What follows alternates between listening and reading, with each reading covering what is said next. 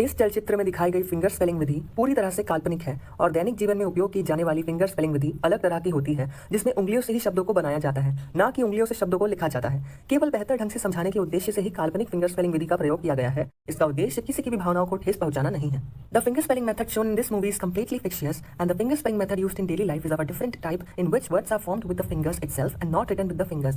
The imaginary finger spelling method has been used only for the purpose of better explanation. Its purpose is not to hurt anyone's sentiments. Helen Keller. ये कहानी है एक ऐसी बच्ची की जो बोलना और बातें करना सीखने से पहले ही पूरी तरह से अंधी और बहरी हो गई। अपने साहस की वजह से और अपनी अद्भुत शिक्षिका की वजह से उस बच्ची ने बोलना और लिखना सीखा। वह स्कूल और कॉलेज जाने में पूरी तरह से सक्षम हो पाई और उसने अपना पूरा जीवन खुशी से बिताया। हेलेन केलर का जन्म सन 1880 में दक्षिणी यूएसए के एक छोटे से शहर अल्बामा में हुआ था। 18 महीने की छोटी सी उम्र में जब वो बोलना सीख ही रही थी, वह अचानक बहुत बीमार हो गई और लगभग मरने की कगार पर आ गई। जब वह ठीक हुई तो वह पूरी तरह से अंधी और बहरी हो चुकी थी। एक बहरे बच्चे के लिए बोलना और बातें करना सीखना बहुत मुश्किल होता है। आमतौर पर सभी स्वस्थ बच्चे दूसरे लोगों को बातें करते हुए सुनकर ही बोलना सीखते हैं, लेकिन एक बहरा बच्चा किसी की बातें नहीं सुन सकता, तो उसे क्या पता कि बातें करना कैसा होता है। बहुत से बहरे लोग होठ पढ़ना सीख जाते हैं और वे इसमें बहुत माहिर हो जाते हैं। वे दूसरे लोगों को देखकर बड़ी आसानी से बता देते हैं कि वह क्या बातें कर रहे हैं, मगर हेलेन ना तो लोगों को सुन सकती थी और ना ही यह देख सकती थी कि वे क्या कर रहे हैं। उसे केवल कुछ ही शब्द याद थे जो उसने बीमार होने से पहले सीखे थे, जैसे कि वह पानी यानी कि वाटर को वाह वाह कहती थी, लेकिन उसे ज्यादातर चीजों के लिए चिन्ह बनाने पड़ते थे। ना कहने के लिए वह अपना सिर दाएं बाएं हिलाती थी और हाँ कहने के लिए वह अपना सिर ऊपर नीचे हिलाती थी। जब हेलेन आपका हाथ पकड़कर खींचती तो समझिए वो आपको बुला रही है, और जब धक्का दे तो समझिए कि वो आपसे जाने के लिए कह रही है। लेकिन वह इसी तरह से बहुत थोड़ा बोल पाती थी और वह पूरी तरह से दूसरे लोगों पर निर्भर हो गई थी। मगर फिर भी हेलेन का दिमाग तेज और बुद्धि चतुर थी और वह वो सब कुछ करना चाहती और कहना चाहती थी जो दूसरे बच्चे कर सकते थे।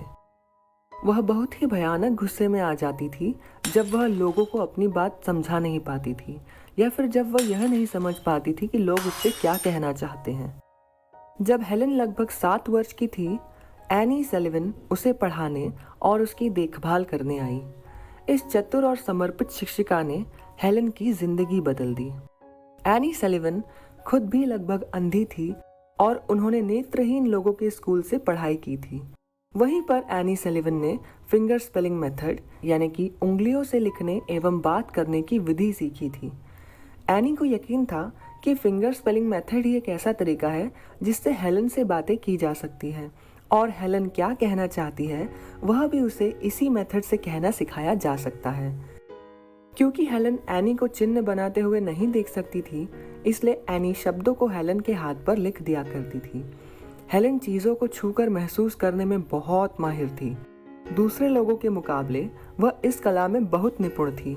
हेलेन बड़ी आसानी से एक शब्द से दूसरे शब्द के स्पर्श के बीच का अंतर बता सकती थी। मिस सलिवन ने हेलेन को एक डॉल दी। डॉल देते वक्त उन्होंने हेलेन के हाथ पर लिखा DOLL। ऐसा ही उन्होंने दूसरे चीजों के नाम के साथ भी किया, जैसे कि CAKE केक और MUG मग। हेलेन भी इन शब्दों को मिस सलिवन के हाथ पर वापस लिखती थी, मगर उसे खुद समझ नहीं आ रहा था कि उन सब का मतलब क्या है, इसलिए जल्द ही हेलेन इन सब से ऊब गई और निराश हो गई। वह अब और कोशिश नहीं करती थी। बेचारी एनी सलिवन को समझ नहीं आ रहा था कि अब क्या किया जाए। फिर एक दिन मिस सलिवन हेलेन को बाहर पानी के पंप के पास ले गई। जैसे ही पानी हेलेन के मग से गिरा और उसके हाथ पर बहने लगा, मिस सलिवन ने हेलेन के हाथ पर लिखा WATER वाटर। हेलेन का चेहरा चमक उठा। उसे समझ आ गया था कि WATER ही उस ठंडी गीली चीज का नाम है और उसे यह भी तुरंत समझ आ गया कि हर चीज का एक नाम होता है। अपनी छोटी बहन को छूने पर हेलन ने मिस सलिवन के हाथ पर लिखा BABY, जो उन शब्दों में से एक था जो मिस सलिवन ने हेलन को सिखाए थे। उस दिन के बाद से हेलन एक चीज से दूसरी चीज की ओर इशारा करती और मिस सलिवन से जिद करती कि वह उसे उन सब का नाम उसके हाथ पर लिखकर बताए। हेलन इतनी उत्साहित हो गई थी कि वह अपने आप को बिल्कुल रोक नहीं पा रही थी। आखिरकार उसे उन शब्दों का मतलब समझ आने लगा था। उसके बाद हेलन ने क्रियाओं के नाम सीखे, जैसे कि सिट यानी बैठना, स्टैंड यानी खड़े होना, रन यानी दौड़ना और वॉक यानी चलना। उसके बाद हेलन ने चीज़ों और क्रियाओं के विवरण के बारे में सीखा, जैसे हार्ड यानी ठोस, सॉफ्ट यानी नरम, क्विकली यानी जल्दी और स्लोली यानी धीरे। उसके बाद से हेलन वैसे ही सीख रही थी जैसे आम तौर पर सामान्य बच्चे सीखते हैं। फ़र्क सिर्फ इतना था कि शब्दों को ज़ोर से बोलने के बजाय हेलन उन्हें अपनी उंगलियों से लिखा करती थी। हालांकि वह आवाज़ ज़रूर करती थी, पर वह बात नहीं कर पाती थी। अब चूंकि हेलन ने सीखना शुरू कर दिया था, अपने तेज दिमाग की वजह से वह शब्दों को बहुत जल्दी लिख दिया करती थी। जल्द ही हेलन और उसकी प्रिय शिक्षिका लंबी बातें करने लगे। वे जहाँ कहीं भी जाते, वहाँ मिस सलिवन हेलन को अलग अलग चीज़ों के बारे में बताती और लोग आपस में क्या बातें कर रहे हैं यह भी हेलन को समझाया करती थी।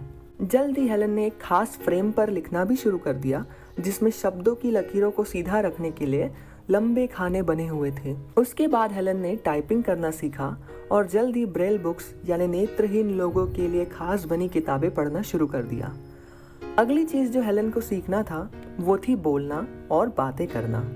इसके लिए हेलन के पास एक विशेष शिक्षिका थी जिन्होंने हेलन को शब्दों को बोलते वक्त जीभ और होठों को कैसे हिलाया जाता है यह सिखाया था। जल्द ही हेलन ने बोलना भी सीख लिया। अपनी उंगलियों को लोगों के होठों और गले पर रखकर हेलन ने यह भी समझना सीख लिया कि लोग क्या कह रहे हैं। इसका मतलब यह था कि अब हेलन उन लोगों से भी बात कर सकती थी जो फिंगर स्पेलिंग मेथड नहीं जानते थे। शर्त सिर्फ इतनी सी थी कि बस बोलने वाला व्यक्ति साफ और स्पष्ट बोले। यह सब कड़ी मेहनत का नतीजा था, जिसमें छात्रा और शिक्षिका दोनों को ही अनंत धैर्य और लंबे अभ्यास की आवश्यकता पड़ी। हेलन अब लिख, पढ़ और बोल सकती थी और अंग्रेजी के अलावा उन्होंने फ्रेंच एवं जर्मन बोलना भी सीखा। अब हेलन ने विश्वविद्यालय जाकर डिग्री लेने की ठानी। जब वह 20 वर्ष की थी तब वह रैडक्लिफ कॉलेज की प्रवेश परीक्षा में बैठी, जो अमेरिका के सर्वश्रेष्ठ कॉलेजेस में से एक है। प्रश्न पत्र ब्रेल लिपि में तैयार किया गया था और हेलन ने अपने उत्तर टाइप किए। हालांकि वह यह नहीं पढ़ सकती थी कि वह क्या लिख रही है, मगर फिर भी उसे यह जोखिम उठाना ही था कि उसने लिखते वक्त कोई गलती नहीं की है। हेलन को परीक्षा पास करने और रैडक्लिफ कॉलेज में दाखिला लेने में कोई कठिनाई नहीं हुई। विश्वविद्यालय में हर वक्त मिस सलिवन हेलन के साथ ही रहती थी। आखिरकार 7 साल की वह नन्ही बच्ची जो अंधेरे में अपना जीवन गुजार रही थी, सुनने में असमर्थ, बोलने में असक्षम, आज उसने उच्च विश्वविद्यालय सम्मान हासिल किए थे। अपनी पूरी जिंदगी हेलन ने दूसरे अंधे लोगों को साहस खोजने में मदद की। उन्होंने पूरी दुनिया की यात्रा की और अपने उदाहरण से दूसरों को प्रेरित किया। हेलन केलर 88 वर्ष की परिपक्व उम्र तक जीवित रही। सन 1968 में उनका निधन हो गया। हेलो फ्रेंड्स, आपको ये कहानी कैसी लगी कमेंट्स में ज़रूर बताइए। अगर आपको ये कहानी अच्छी लगी तो प्लीज़ हमारे चैनल को सब्सक्राइब कीजिए, इस वीडियो को लाइक कीजिए और इस वीडियो को अपने सभी फ्रेंड्स के साथ शेयर कीजिए। Thank you very much for watching this video.